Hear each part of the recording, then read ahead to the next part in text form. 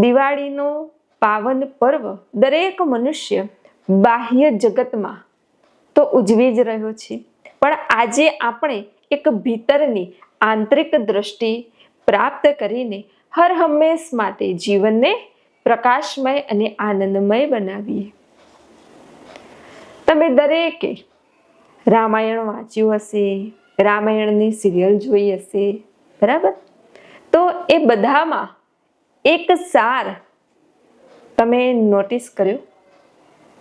દરેક મનુષ્ય પોતાના જીવનમાં કોઈ પણ વાતથી, કોઈ પણ વસ્તુથી, કોઈ પદાર્થથી, કોઈ ધનથી કે ગમે તે રીતે અસંતુષ્ટ હોય અને તે પરમાત્માથી, ભગવાનથી ફરિયાદ કરતો જ હોય કે આવું કેમ થયું, આવું ના થવું જોઈએ, મારા જીવનમાં જ આવું કેમ થયું.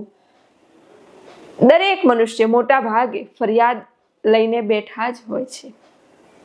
આજે ભગવાન શ્રી રામના જીવનમાંથી એક સાર લઈએ કે ભગવાન વનવાસ ગયા તોય કઈ ફરિયાદ નહીં. એવું ન કીધું કે હું વનવાસ નહીં જાઉં, હું કેમ વનવાસ જાઉં.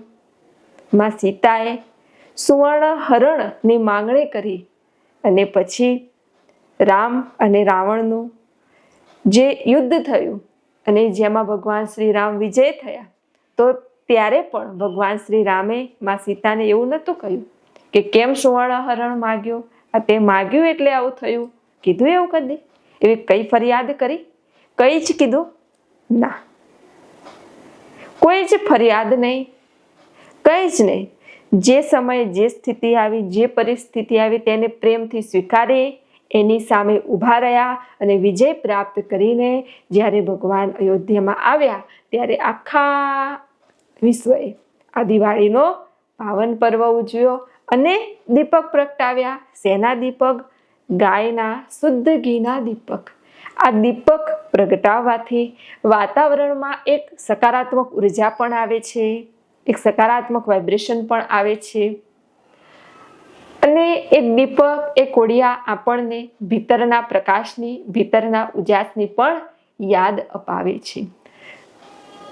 તો આ દિવાળીના પાવન પર્વ પર ભગવાન શ્રી રામના જીવનમાંથી આટલો સાર તો અવશ્ય ગ્રહણ કરો કે કદી પરમાત્માથી, ભગવાનથી ફરિયાદ ન કરશો કે આવું કેમ થયું, આમ કેમ થયું. કદી નહીં.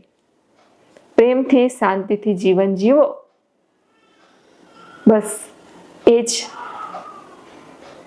પરમાત્માને પ્રાર્થના છે.